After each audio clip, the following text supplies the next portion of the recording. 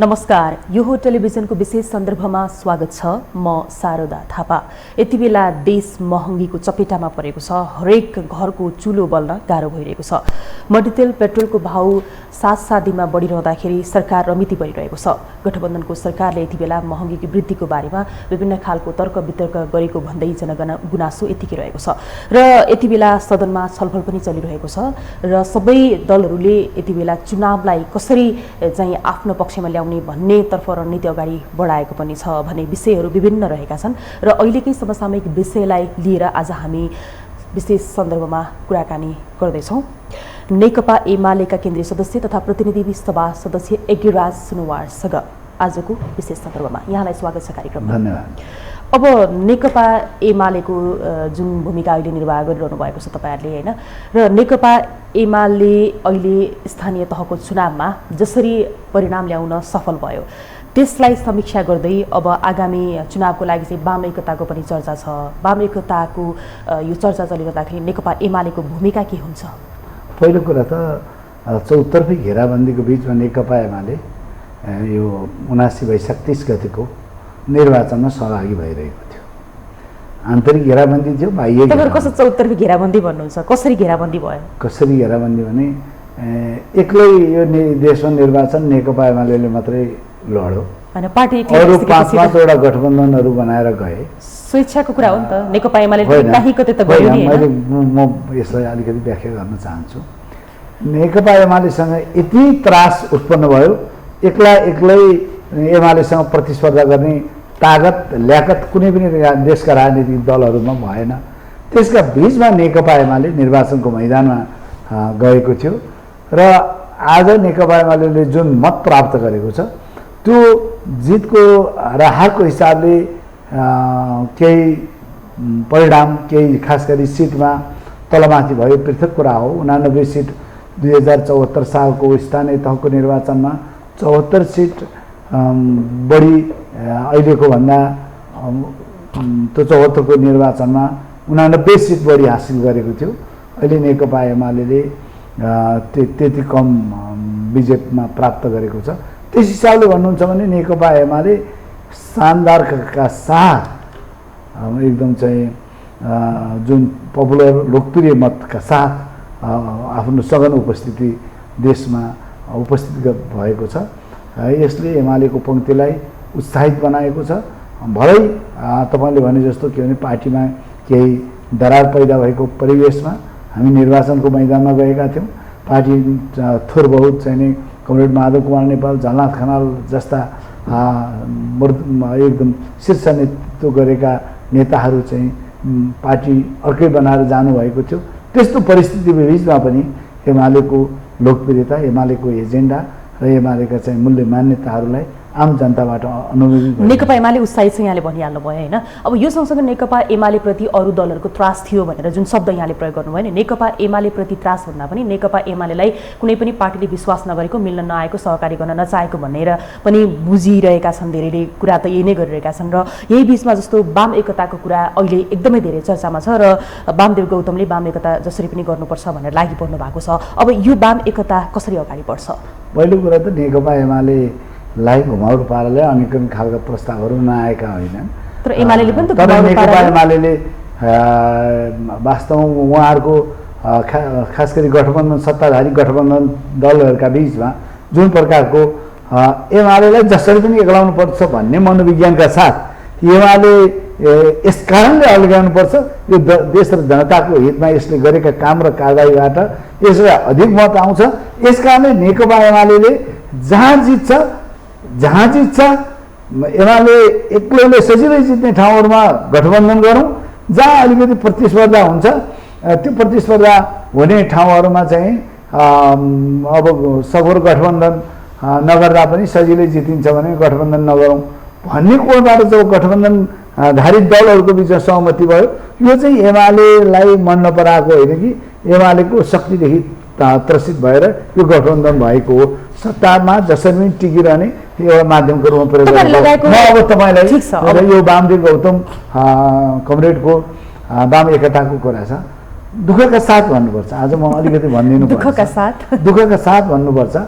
वामदेव गौतमले जता उभिए पनि म भन्छु जता उभिए पनि पार्टी निर्णयको पक्षमा वा पार्टीलाई कम्युनिस्ट आन्दोलनलाई अगाडि बढाउनका लागि केही व्यक्तिगत महत्त्वाकांक्षा नराखेको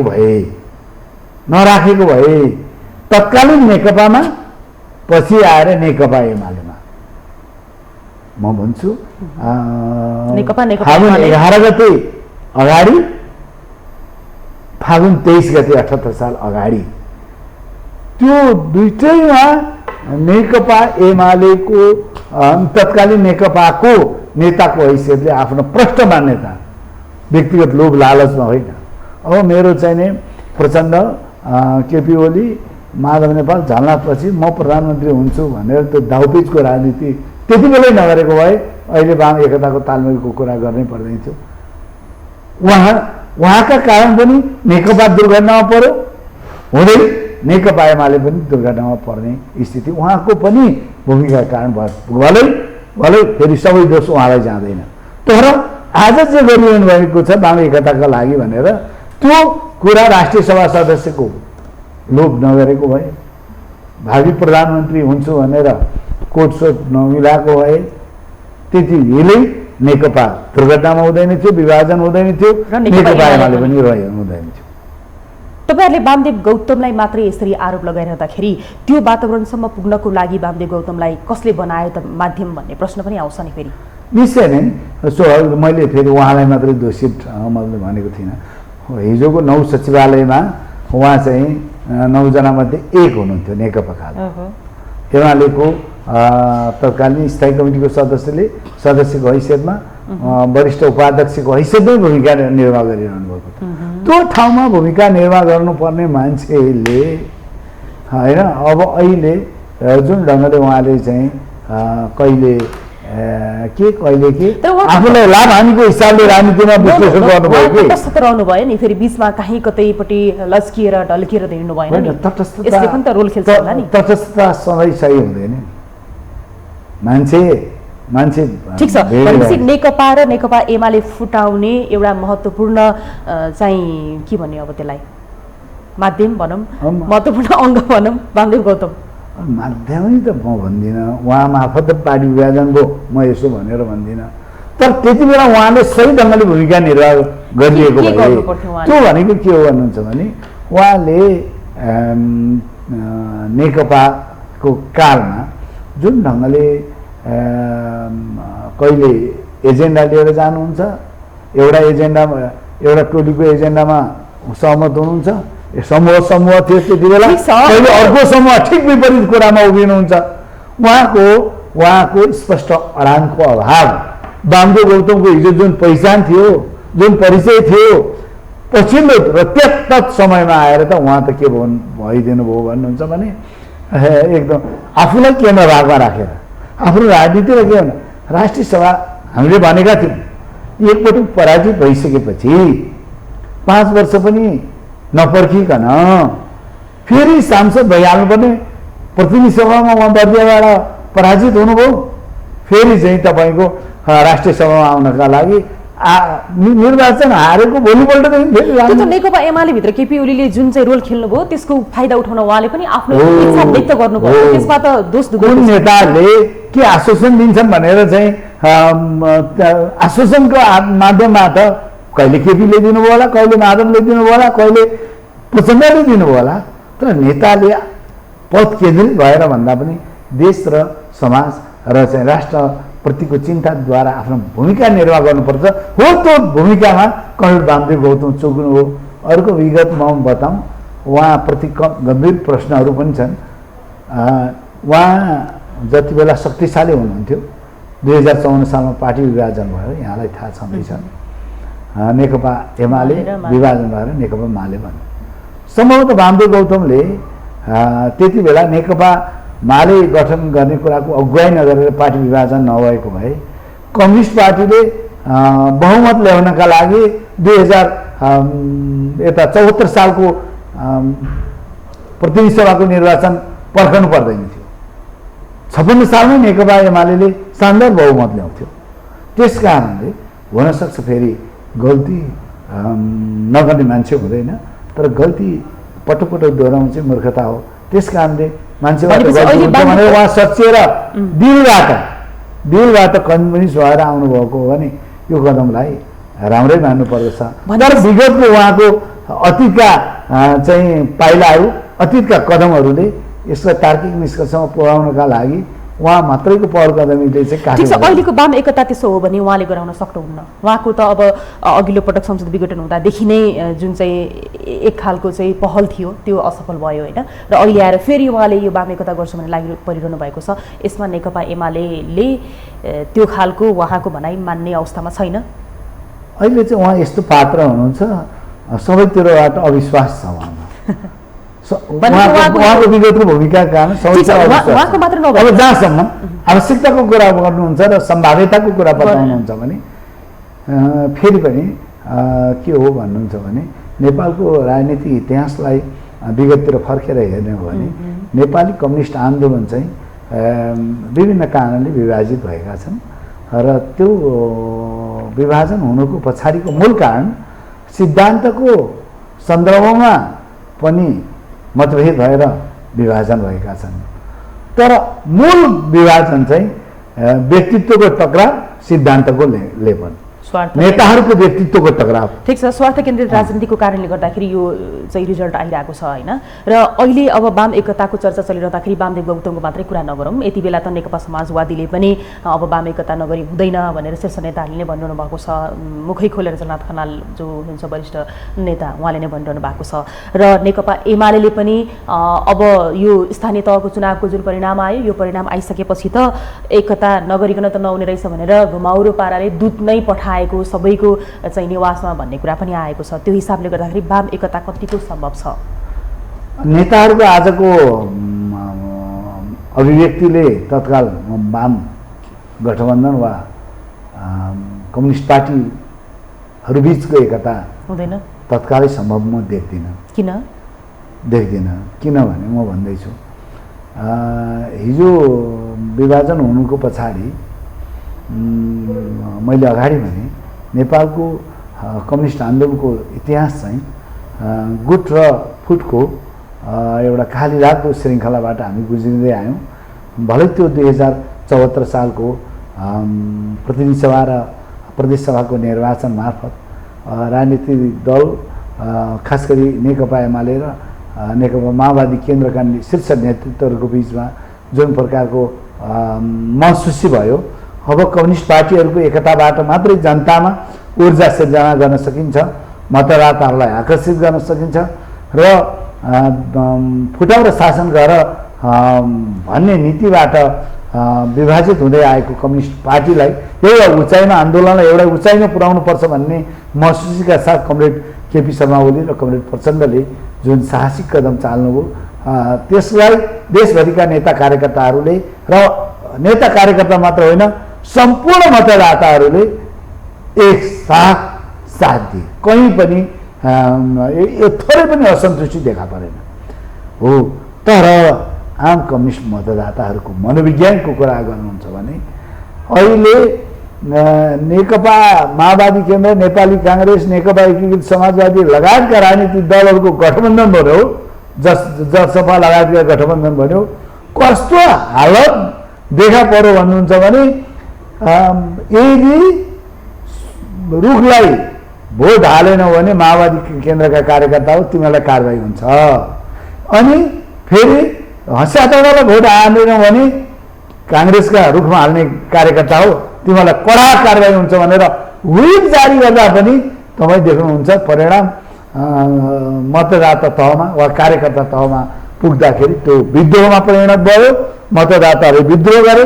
तर त्यो सुख एउटा सकारात्मक कुरा के भन्नुहुन्छ भने 2074 सालको प्रतिनिधि सभा र प्रदेश सभाको निर्वाचनमा देशव्यापी न कार्यकर्ताले विद्रोह गरे, न नेताले विद्रोह गरे, न जनताले मतदाताले गरे, सबैमा एक प्रकारको उत्साह छायो। परिणाम सकारात्मक नै आयो। यसको सङ्केत के हो? यसको अर्थ के हो कि वाम तालमेल चाहिँ प्राकृतिक कुरा हो।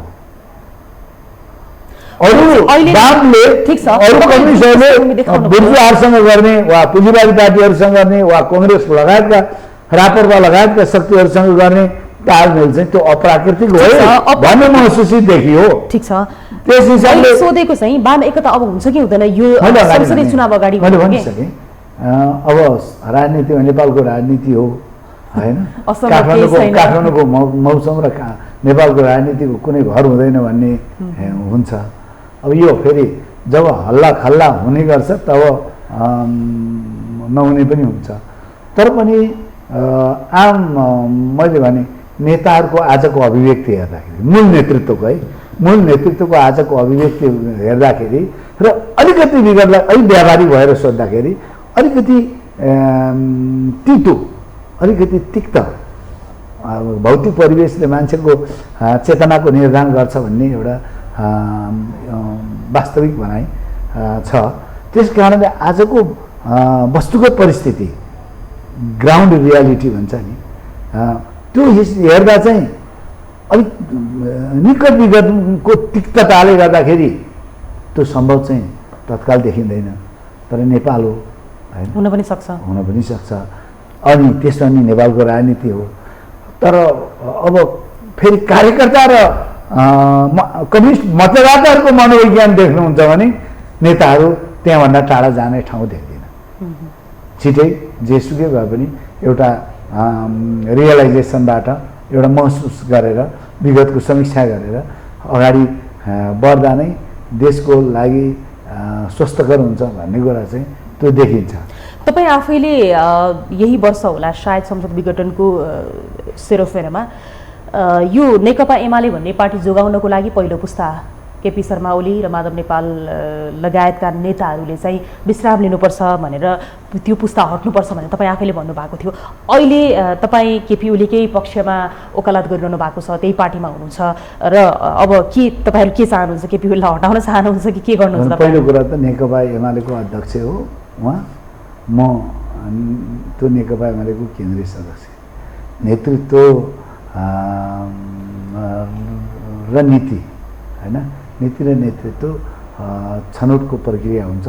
हाम्रो पार्टीको भर्खरै सम्पन्न राष्ट्रिय महाधिवेशनले, चितवन सम्पन्न राष्ट्रिय महाधिवेशनले उहाँलाई अध्यक्ष, मलाई केन्द्रीय सदस्य र एउटा नीति पारित गरेर आइसकेको कारणले गर्दाखेरि यो कुरा अन्यथा हुँदैन। एउटा पार्टीको, त्यो पार्टीको अध्यक्षलाई त्यो पार्टीको केन्द्रीय सदस्यले अनर गर्ने कुरा, मान्ने कुरा त्यो अन्यथा होइन। मानेन भने त्यो अराजकता पनि हुन्छ। जहाँसम्म आफ्ना कुराहरू बैठकमा राखिन्छ त्यो पृथक कुरा भयो। तर म तपाईँले भन्नुभयो एउटा सही कुरा, अलिकति विगततिर फर्काउनु हो।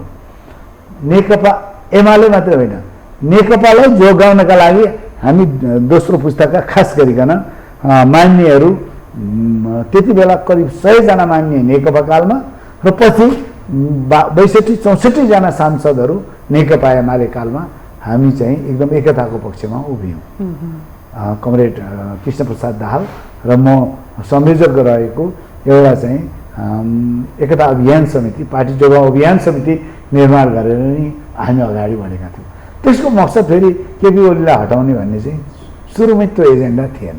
पहिलो पुस्ता भनेपछि कुन एजेन्डा पर्यो त? हामीले के भनेका थियौँ नेताहरूलाई, तपाईँहरूलाई हामी सम्मान गर्छौँ, एउटा क्रान्तिको नेतृत्व गर्नुभयो, चाहे निरङ्कुश पञ्चायती व्यवस्थाको अन्त्यको कुरा होस्, चाहे लोकतान्त्रिक गणतन्त्र स्थापना गर्ने सन्दर्भमा होस्, चाहे 2070 सालमा सम्पन्न ऐतिहासिक संविधान सभाको निर्वाचन पश्चात नेपालमा जनप्रतिनिधिहरूबाट संविधान जारी गर्ने सन्दर्भमा होस्, चाहे नयाँ पुनर्संरचना राज्यलाई अगाडि बढाउँदै अब राजनीतिक क्रान्तिको एजेन्डा सकियो, अब भनेको आर्थिक क्रान्तिको समृद्धिको एजेन्डा चाहिँ प्रमुख हो भनेर स्थापित गर्ने कुरा होस्, कम्युनिस्ट आन्दोलन, कम्युनिस्ट पार्टीले जुन भूमिका निर्वाह गर्यो यसका लागि तपाईँहरू सम्मानित हुनुहुन्छ। त्यस हिसाबले तपाईँहरू नेता हुनुभयो। हामीले भनेको कुरा त्यही हो। पहिलो पुस्ता त्यस हिसाबले तपाईँहरू नेता हुनुभयो र तपाईँहरू जेल भोग्नुभयो, जिन्दगी हत्यारामा दिनुभयो, त्यो अगाडि बढ्नुभयो। तर अहिलेको सन्दर्भमा तपाईँहरू आपसमा कन्फ्रन्टेसनमा जाने हो। वैचारिक र सैद्धान्तिक विषयमा ठुलो एजेन्डामा विभेद नहुँदै वा फरक मत नहुँदै पार्टी विभाजन गरेर दुर्घटनामा पार्नुहुन्छ भने चाहिँ त्यति बेला तपाईँहरू पहिलो पुस्ताका नेताहरूले त्यति बेला व्यक्ति केन्द्रित कुरा गरेका थिएनौँ। पहिलो पुस्ताका नेताहरूले यदि तपाईँहरू सक्नुहुन्न भने तपाईँहरूकै चेला हुन्, तपाईँहरूकै उत्पादन हुन्, अर्को कार्यकर्ताहरू जसको नाममा सहमति हुन्छ उसको नाममा सहमत गरेर पनि तपाईँहरूले पार्टी एकता जोगाउनुहोस् भनेर गरिएको आग्रह हो। त्यसो भएकोले अब त्यो चाहिँ व्यक्ति केन्द्रित हामीले हटाऊ भनेर भनिएको होइन। फेरि तपाईँले भनेको कुरा के हो भन्नुहुन्छ भने नेतृत्व भन्ने कुरा चाहिँ फेरि यो चाहिँ हरहरले वा चाहिँ हिरोइजमले फ्याट स्थापित हुने कुरा पनि होइन। नेतृत्व निर्माणको पनि एउटा चरण, नेतृत्व निर्माणको एउटा चरण हुन्छ। तपाईँहरूको एमालेमा पनि त्यो चरणहरू थुप्रै पार भए होइन, अहिले पनि भइ नै रहेको छ। नेकपा एमाले भित्र नै त्यो खालको डिबेट चलिरहेको छ, जब कि कसलाई कारबाही गर्ने, कसले व्यक्ति कहाँ के दियो भन्ने लगायतका तपाईँहरूको पार्टीभित्र पनि एकदमै धेरै त्यो तिक्तता छ नि। त्यो तिक्तता कहिलेसम्म रहन्छ र पार्टीभित्र रहेका 10 भाइ, जुन तपाईँ त तटस्थ बस्नुभयो क्यारे होइन, त्यो 10 भाइ भनेर जसरी छुट्याइएको छ नि, 10 भाइलाई नेकपा एमाले खेदिरहेकै छ भनेर जुन खालको चाहिँ तपाईँहरूको पार्टीभित्रको त्यो के भन्ने उकुसमुकुस छ नि, त्यसको चाहिँ कहिले अन्त्य हुन्छ त? यो चाहिँ म चाहिँ एमालेको केन्द्रीय कमिटीको सदस्य हुँ, त्यो पार्टीबाट निर्वाचित सङ्घीय प्रतिनिधि सभाको सांसद पनि हुँ। तर यो मिडियामा चाहिँ ठुलो हल्लीखल्ली छ। तपाईँको पार्टीभित्रै एमालेभित्र केही पनि छैन। नभए किन अनि त्यो 1 बुधे 10 बुधे 2 बुधे केही पनि छैन। अहिले नेकपा एमाले छ। निश्चय नै तपाईँले भने जस्तो के हो भने हिजो एउटा चाहिँ बहस भयो, छलफल भयो, पार्टीलाई चाहिँ नि 2075 साल जेठ 2 मा फर्काउँ भन्ने कुराको सन्दर्भमा नेकपा एमालेभित्र रस्साकसी नै भयो। होइन, यात्रा अगाडि बढिसक्यो, 79 सालमै चाहिँ 78 सालमै जानुपर्छ भन्ने छलफल पनि थियो। होइन, 75 साल जेठ 2 गतेमा जानुपर्छ भन्ने पनि थियो। जब 2075 साल जेठ 2 गतेको सम्पूर्ण सङ्गठनात्मक संरचनाहरू स्थापित भए, त्यति बेलाको विधान कार्यान्वयन भयो, त्यति बेला एजेन्डा सकियो। अहिले नेकपा एमाले मात्रै छ। अब पार्टीभित्रको पार्टी अध्यक्षको भूमिकाको बारेमा पनि कमिटीभित्र प्रश्न उठ्न सक्छ, केन्द्रीय सदस्य मात्रको पनि उठ्न सक्छ, जिल्ला कमिटीको वा चाहिँ सङ्गठित सदस्यको भूमिकाको बारेमा पनि एउटा जीवित पार्टीमा बहस सफल हुन सक्छ नि त। हरेक पार्टीको जिम्मेवारीमा तहमा रहेका जिम्मेवार साथीहरूको बिचमा छलफल चल्न सक्छ। यस क्रममा ब्लास्ट हुने छैन, त्यो त नियमित प्रक्रिया हो। त्यसैले त्यहाँ उकुस मुकुस भयावह केही पनि छैन। यो अलिकति नेपालमा मिडियामा प्रोपोगन्डा बनाउने एउटा चलन पनि छ। भनेपछि अब ठिक छ, प्रोपोगन्डा मिडियाले मचाएको होइन, तपाईँको पार्टीभित्र आएको कुरा बाहिर ल्याइदिएको हो, टेलिभिजनले भनेको छैन, कतिपय मिडियाले भन्छ। मैले भन्न खोजेको त्यसो हो भने तपाईँले व्यक्तिगत रूपमा भने पनि या पार्टीगत रूपमा पार्टीभित्रको समीक्षा गरे पनि पहिलो पुस्ता हट्नु पर्दैन अहिले यो नेकपा एमाले जोगाउनको लागि चाहिँ। यो बेला त्यो छलफलको विषय महाधिवेशनले भर्खर 6 महिना पनि बितेको छैन, अब फेरि लिडरसिप चेन्ज गरौँ भन्दै हिँड्ने कुरा त त्यो अहिलेको वस्तुगत पनि हुँदैन, महाधिवेशनको फैसला पनि होइन। ठिक छ, अब यो कुरा सँगसँगै यति बेला नेकपा एमाले प्रतिपक्षमा रहेको छ, देशमा महँगीले आम नागरिकहरूको ढाड सेकेको छ, चुलो बल्न गाह्रो छ, बाटो हिँड्न सकिँदैन होइन। यो समय अवधिमा प्रतिपक्षले सशक्त भूमिका खेल्न सकेन, तपाईँहरूमाथि आरोप र गुनासो पनि रहेको छ प्रतिपक्षप्रति होइन। र यो सँगसँगै अर्को एउटा प्रश्न चाहिँ मैले तपाईँलाई यहाँ के गरेँ भन्दाखेरि, अर्थमन्त्रीको राजीनामा माग्दै तपाईँहरूले सदन अवरुद्ध गर्नुभयो, तर अर्थमन्त्रीको राजीनामा माग्नुको कुनै तुक नै रहेन क्या तपाईँहरूले माग्नुभएको जुन चाहिँ राजीनामा छ नि। अब यसमा तपाईँहरू त खालि असफल मात्र हुनु भयो नि त? होइन, पहिलो कुरा त लोकतान्त्रिक व्यवस्थामा जसलाई जनताले जुन ठाउँमा दिएका छन् त्यही ठाउँमा रहेर आफ्नो भूमिका निर्वाह गर्नु। त्यही त, त्यहाँ गएर सशक्त भूमिका निर्वाह गर्न सक्नु भएन। तपाईँले भन्नु अब जनताले त अहिले एमालेलाई धन्यवाद दिइरहेछन् त, तपाईँहरूको मिडियाले थाहा पाउनु क्या कसरी? नम्बर एक कार्यकर्ताले होइन, तपाईँहरूले पहल कदमी गरेर यो सरकारका कामहरू मैले संसदमा बोल्दा भनेको छु। यो सरकारले 30 गतेको निर्वाचन सकिएपछि जेठ 1 गते महँगी बढायो, अनि फेरि जेठ 9 गते अर्को पेट्रोलियम पदार्थमा फेरि महँगी बढायो। त्यसो भएको पेट्रोलियम पदार्थको मूल्य बढायो, यो कुरालाई मध्यनजर गर्दै हामीले तत्काल संसदमा अति जरुरी सार्वजनिक महत्त्वको प्रस्ताव दर्ता गर्यौँ। त्यो यस कारणले दर्ता गर्यौँ कि मैले भन्ने गरेको छु 30 गतेसम्म जनताको घर दैलोमा बिचमा भोट माग्न जाँदा हामी राहत दिन्छौँ, सेवा दिन्छौँ, सुविधा दिन्छौँ भनेर भन्ने, अनि 2 गते 1 गते के गर्ने? पेट्रोलियम पदार्थको मूल्य वृद्धि गर्ने, फेरि 9 गते गर्ने। यो अनैतिक काम भयो सरकारको।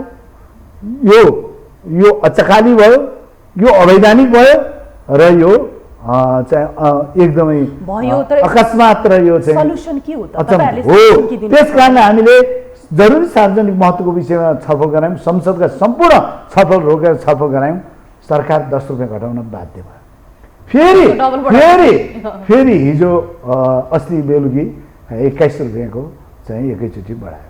यो कुरालाई हामीले सदन अवरुद्ध गर्यौँ। अब सदन अवरुद्ध गर्यौँ, त्यसपछि फेरि आज मन्त्रीलाई खडा गराएर त्यहाँ संसदमा रोस्टरमा उभ्यायौँ र भन्यौँ मूल्य वृद्धि तत्काल रोक्नु पर्यो, फिर्ता लिनु पर्यो र सँगसँगै थप भनेका छौँ आज चुहावट जुन ढङ्गले चुहावट भइरहेको छ आयल निगममा वा त्यसमा सरकारका मन्त्रीहरू मुछिएको कुरा छ। आफ्ना पेट्रोल पम्पका नजिकका मान्छेहरूलाई 11:59 एउटा मूल्यमा ट्याङ्कर पेट्रोल पठाउने अनि 12:01 अन्तरमा 21 रुपियाँ बढाएर चाहिँ तपाईँको बिक्री गर्ने, बेच्ने, यसमा करोडौँको चलखेल भएको कारणले गर्दाखेरि यो विषय छानबिनको विषय बनाउनु पर्दछ, संसदीय छानबिन समिति बनाउनु पर्छ भनेर हामीले आवाज उठाइरहेका छौँ। र यो अनैतिक काम गरेको छ सरकारले, यो जनतामाथि अचक्काली भार थोपरेको छ र यो वास्तवमा अवैधानिक काम। जबकि 15 दिनमा एकपटक मात्रै मूल्य समायोजन सम्बन्धी स्वचालित मूल्य निर्धारण गर्ने, त्यो निर्धारित पेट्रोलियम पदार्थ हाम्रो आफ्नो उत्पादन नभएको कारणले, बाह्य उत्पादन भएको कारणले त्यसमा अन्तर्राष्ट्रिय मूल्य समायोजन र चाहिँ त्यसलाई चाहिँ एउटा प्रक्रियाबाट अगाडि बढाउनुपर्छ भन्ने कुरा कार्यविधिले भनेको विपरीत, सरकार स्वयंले बनाएको कार्यविधि विपरीत जुन ढङ्गले अवैधानिक ढङ्गले यो मूल्य वृद्धि गरिरहेको छ, यसमा हामीले सशक्त आवाज उठाइरहेका छौँ। संसदमा एउटा प्रमुख प्रतिपक्षी दलले कहिले सदन अवरुद्ध गरेर कहिले जनताको आवाज जनताको बीच। तपाईँले अवैधानिक अनैतिक कार्य हो यो सरकारले गरेको मूल्य वृद्धि, पेट्रोलियम पदार्थको मूल्य वृद्धि भनिरहँदाखेरि नि जस्तो सरकारले भनिरहेको छ हामीलाई यसरी घाटा भइरहेको छ भनेर जुन चाहिँ एउटा विवरण दिइरहेको छ होइन, त्यो घाटा हो कि होइन? र अर्कोतिर अब देश श्रीलङ्का जस्तै बन्न थालिसक्यो, अलिअलि त कता न कताबाट मिलाउनु पर्यो नि भन्ने तर्क पनि छ क्या। फेरि त्यो हिसाबले गर्दाखेरि यो हुन चाहिँ के हो त?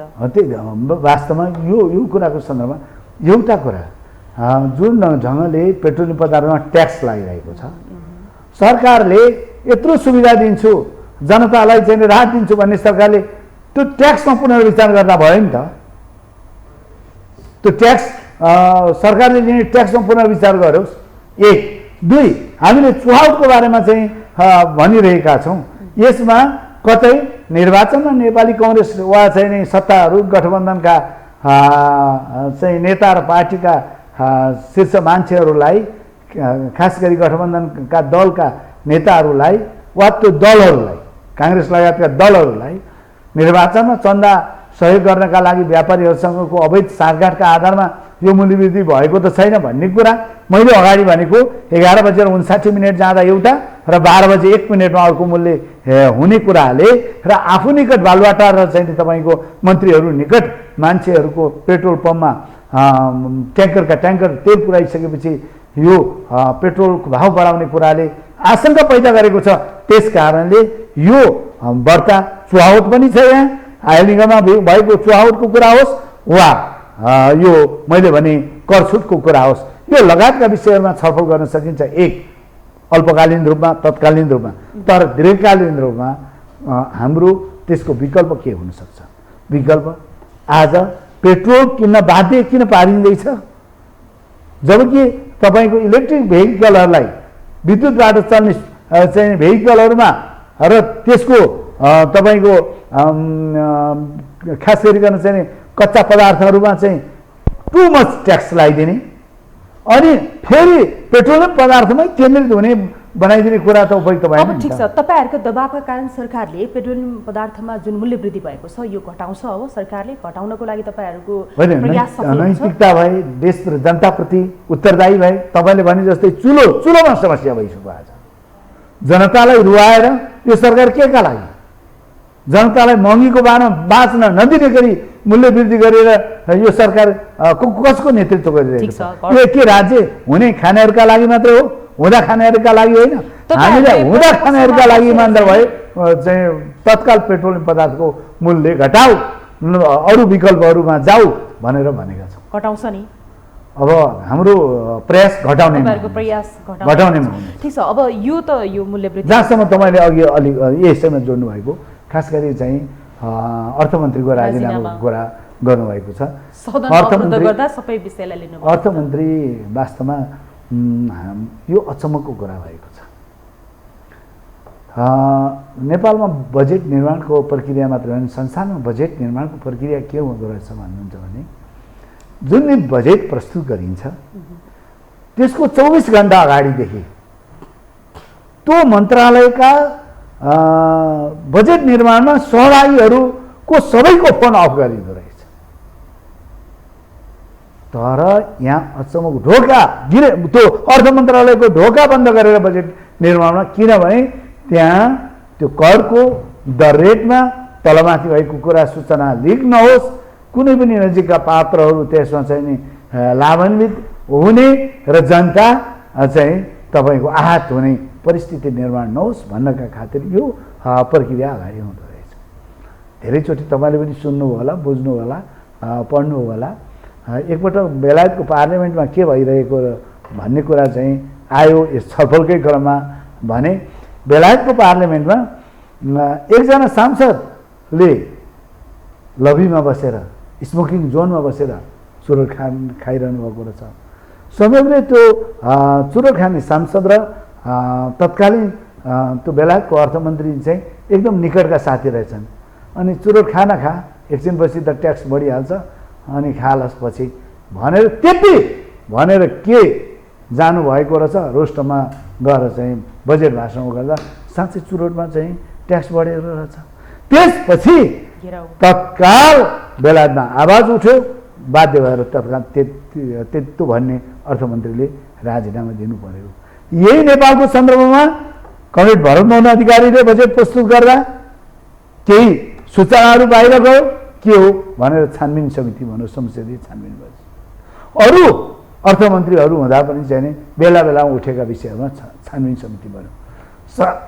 हामीले त रातको 12 बजे बजेट निर्माण भइरहेको बेला अनाधिकृत मान्छे ल्याएर जुन ढङ्गले बजेट, मेरो प्रतिनिधि उहाँ हो, उहाँले जे भन्नुहुन्छ त्यही गर्नु भनेर भनियो भन्ने कुरा आइसकेपछि हामीले त राजीनामा त मागेनौँ। हामीले सुरुमा के गरौँ, प्रश्न उठो, छानबिन समिति बनाऊ। तपाईहरुसँग प्रमाण छ त त्यो रातको 12 बजे अनाधिकृत व्यक्तिले आएर तत्सम्बन्धी म त एउटा सांसदको हिसाबले भन्नुहुन्छ भने यो व्यवस्था प्राप्तिको लागि, यो गणतन्त्र प्राप्तिका लागि लडेर आएको एउटा योद्धाको हैसियतले म चाहन्छु यो अर्थमन्त्रीज्यूमाथि लागेको आरोप, अहिले त आरोप छ होइन, त्यो झुटा होस्, त्यो हल्लामा परिणत होस्, म शुभकामना दिन्छु। त्यसले लोकतन्त्रको जगबुद्धहरू बनाउँछ। मैले सोधेको के हो भने त्यो जुन आरोप तपाईहरुले लगाउनु भएको छ नि त्यो आरोपको प्रमाण तपाईहरुले, यो आरोप हामीले लगाएको होइन, आम रूपमा उठ्यो।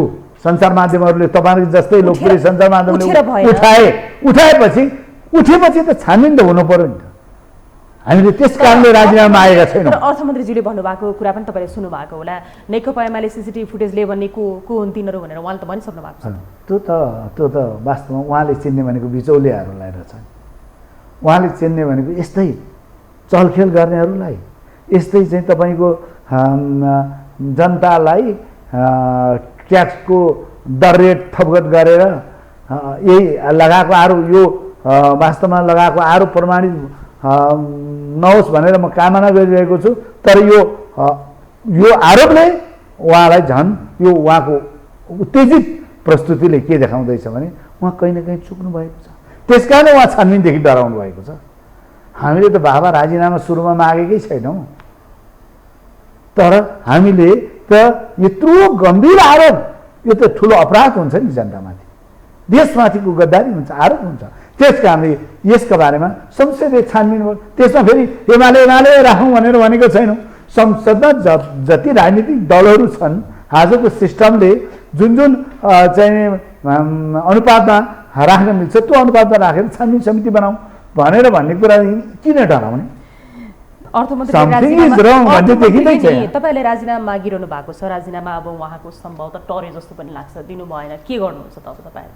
होइन, यो नैतिकताको कुरा हो। यो हेर्नुहोस्, नैतिकता त तपाईँहरूको पार्टी अध्यक्षलाई पनि कत्रो नैतिकताको प्रश्न छ। अब नैतिकता कसलाई लाग्ने कसलाई नलाग्ने भन्ने पनि छ नि। हिजोको दिनमा हाम्रा कतिपय मन्त्रीहरूमाथि प्रश्नहरू उठ्यो, अहिले पनि उठिरहेकै छ, उठ्यो। उहाँहरूले राजीनामा दिनुभयो। ल गोकुल बास्कोटाको केसकै सन्दर्भमा भन्नु, हिजो उहाँले छाती पिटेर बोल्नुभयो, मलाई प्रश्न उठौँ, मैले राजीनामा दिएँ। छानबिनले जे भन्छ म तयार छु।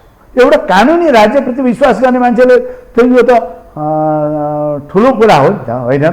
नैतिक त्यस कारणले यहाँ यो कुराले, यो दुईटै कुराले हेर्नुहोस्, यो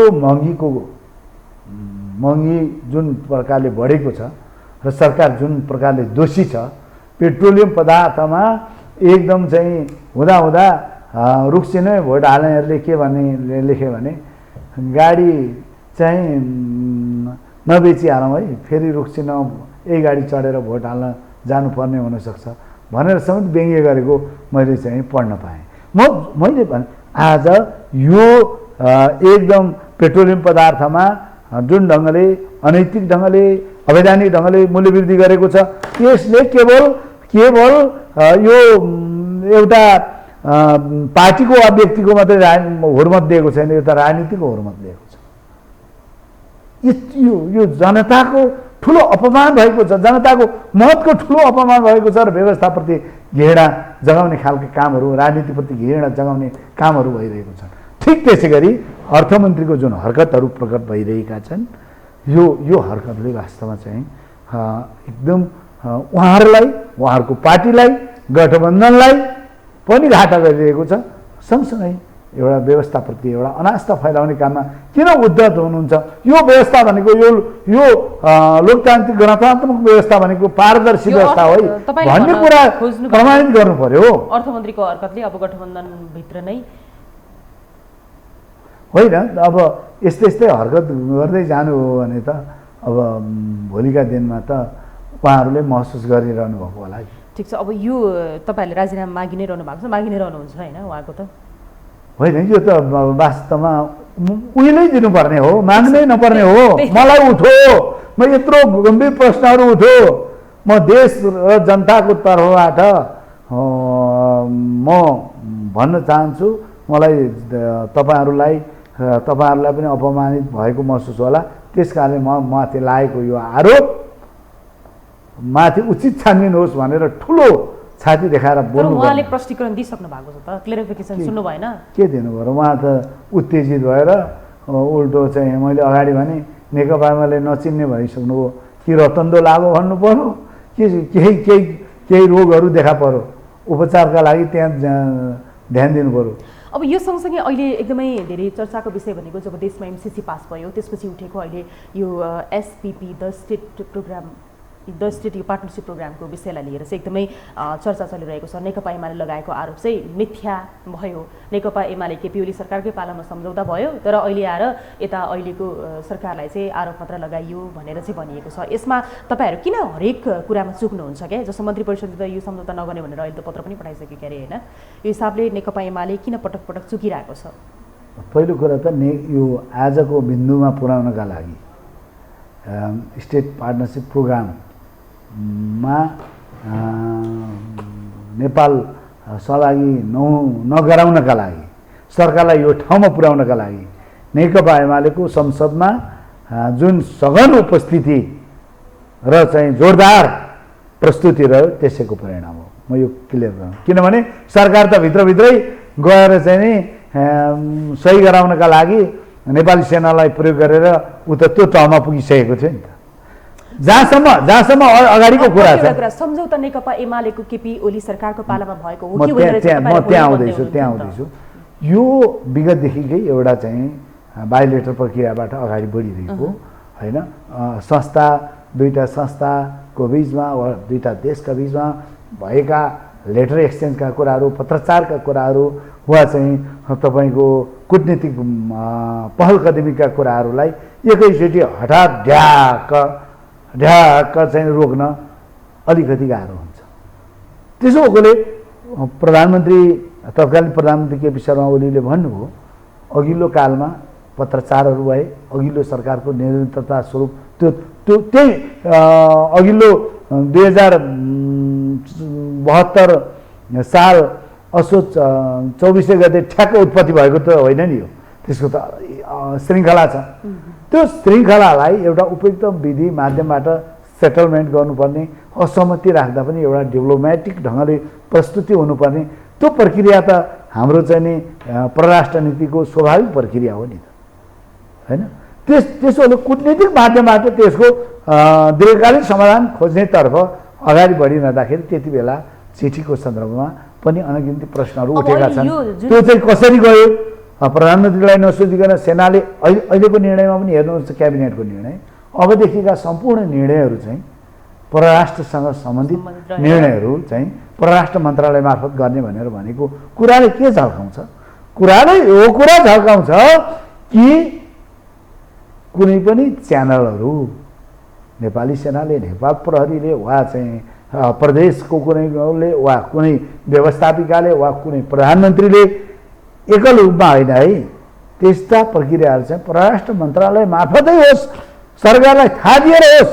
कुनै पनि स्वायत्त संस्थाहरू छन् भने पनि ती संस्थाहरूले दुई देशको बिचमा हुने गरेका चाहिँ सम्झौता वा भगिनी संस्थाहरूको बिचमा सेनाको बिचमा प्रहरीको बिचमा वा अख्तियार वा चाहिँ कुनै निगम वा संस्थानहरूको बिचमा पनि सम्बन्धहरू विकास हुन्छन् भने त्यसमा चाहिँ सहयोग आदान प्रदान हुन्छन् भने त्यो सम्पूर्ण प्रक्रिया नीतिगत होस् वा व्यावहारिक परराष्ट्र मन्त्रालय थ्रु गर्नुपर्छ भनेर भन्ने गरेको निर्णयले के बताउँछ भन्नुहुन्छ भने त्यहाँ केही न केही ग्यापहरू थिए। त्यो ग्याप केपी ओलीको सरकारको पालामा पनि हुनसक्छ, सुशील कोइरालाको पालामा पनि हुनसक्छ। त्यो अगाडि बढ्दै शेरबहादुर हुँदै अनि फेरि केपी ओली अनि फेरि प्रचण्ड हुँदै फेरि शेरबहादुर देउवाको पालासम्म पनि आइपुगेका हुन्। जस आफ्नो पार्टी सरकारमा भएको बेलाको गल्ती पनि स्वीकार गर्नु भएन। कुनै पनि कुराहरूको सन्दर्भमा चाहिँ के हो भने हामीले पातमा गएर त्यसको समाधान खोज्ने होइन, गहिराइमा गएर समाधान खोज्नुपर्दछ।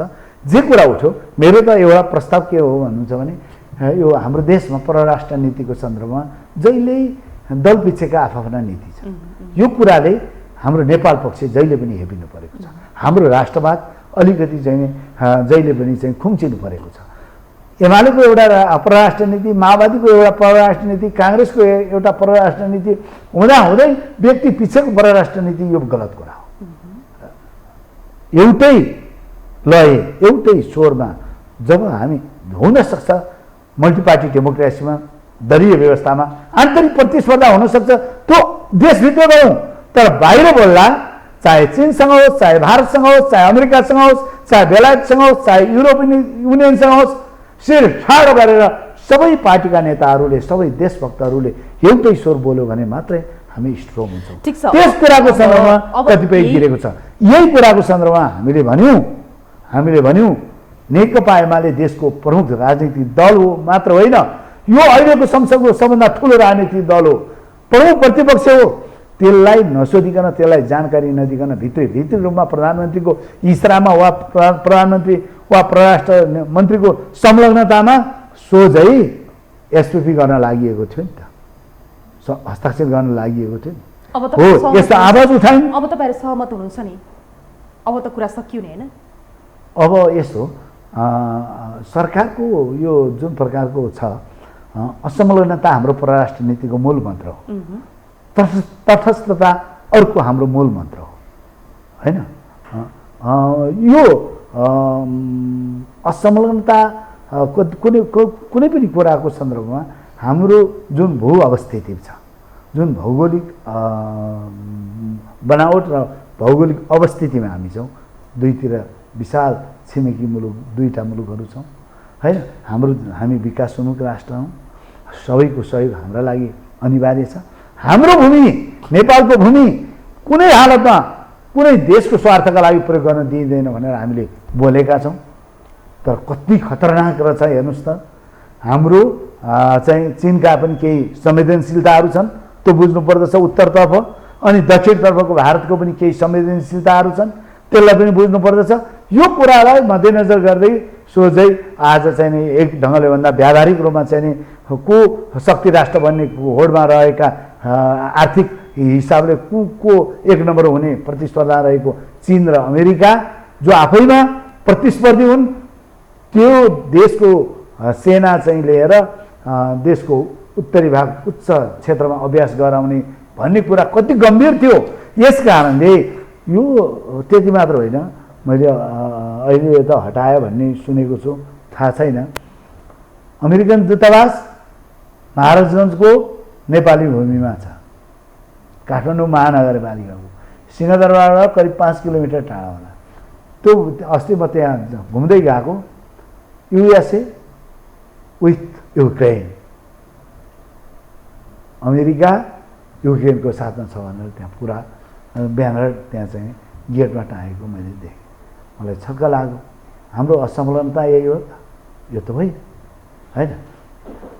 अमेरिका र के अरे रुस र युक्रेनको युद्धमा हामी किन विभक्त हुने, नेपालीहरू किन विभक्त हुने? ठिक छ। अब यो सायद समस्या कसरी अगाडि बढ्छ र कसरी सल्टिँदै जान्छ भन्ने कुरा भयो। अर्को कुरा चाहिँ प्रधानमन्त्रीको अमेरिका भ्रमणलाई लिएर धेरै गुनासो छ, उहाँले परामर्श समेत गर्न चाहनु भएन भन्ने कुरा छ। यसमा तपाईँको छोटो भनाइ के हो? होइन, मैले अगाडि भने यही त कुरा म भन्दैछु। वास्तवमा नेपाली कङ्ग्रेसको नेताको रूपमा शेरबहादुर देउवाको काङ्ग्रेस सभापति शेरबहादुर देउवाको भ्रमण हुँदा हामीलाई केही आपत्ति छैन। तर देशको प्रधानमन्त्री भएर उहाँ त्यो भ्रमणमा जाने हो भने तपाईँले देख्नुभयो, देशभक्त सबै नेपालीहरूले आलोचना गरे। एउटा देशको प्रधानमन्त्री बिजेपीको पार्टी कार्यालयमा गएर सामान्य कार्यक्रममा सहभागी हुनु, यो त अति भयो। देशको मर्यादासँग जोडिएको हुन्छ प्रधानमन्त्री। स्वयं प्रधानमन्त्रीलाई के हुन्छ भन्नुहुन्छ भने सबै राजनीतिक दलहरू, संसदमा रहेका सबै राष्ट्रिय दलहरूलाई परामर्श गरेर सकिन्छ त्यो भ्रमणमा सहभागी गराएर, नसक्दाखेरि सबैको राय सुझाव लिएर उहाँ त्यहाँ जानु हो भने त उहाँ देशकै लागि बलियो कुरा हुन्छ। ठिक छ, जानुपर्छ भन्ने कुरा भयो। र अर्को एउटा कुरा भनेको चाहिँ जस्तो अब संसदीय चुनावको तयारीमा नेकपा एमाले पनि छ होइन, र यही बिचमा स्वतन्त्रको उम्मेदवार दावेदारका साथ चाहिँ एकदमै तामझामका साथ यति बेला चाहिँ घोषणा पनि गर्न थालिएको छ, र स्वतन्त्रको हिसाबले कुरा गर्नुपर्दाखेरि स्थानीय निर्वाचनमा पनि देखिहाल्यो नपत्याउँदो खोलाले बगाउँछ भने जस्तै गरी। यो हिसाबले गर्दाखेरि चुनौती कतिको छ तपाईँहरूलाई? यो निरङ्कुश व्यवस्था होइन, लोकतान्त्रिक गणतान्त्रिक व्यवस्था भनेको। मलाई गर्व के लागेको छ भन्नुहुन्छ भने हरेक फुलहरू भयो यो व्यवस्थाको फुलबारीमा, यो व्यवस्था रूपी फुलबारीमा, गणतन्त्र रूपी यो फुलबारीमा फुल्न पाउनुपर्छ, फक्रन पाउनुपर्दछ। यहाँलाई थाहा छ, राजाको जेठा छोरा जतिसुकै लाटो होस्, जतिसुकै बदमास होस्, बुद्धिमानी भए त ठिकै छ, राजाको जेठा छोरा राजै हुनुपर्ने प्रथा थियो एक जमाना हो। त्यो व्यवस्थाको विरुद्ध लडेर हामीले लोकतान्त्रिक गणतन्त्र स्थापना गऱ्यौँ। त्यो गणतन्त्र सहभागितामूलक होस्, त्यो गणतन्त्र सबै पक्षका मान्छेहरूको क्षमता अनुसारको चाहिँ टेस्ट गर्न, परीक्षण गर्न पाइयोस् भन्ने कुरा हो।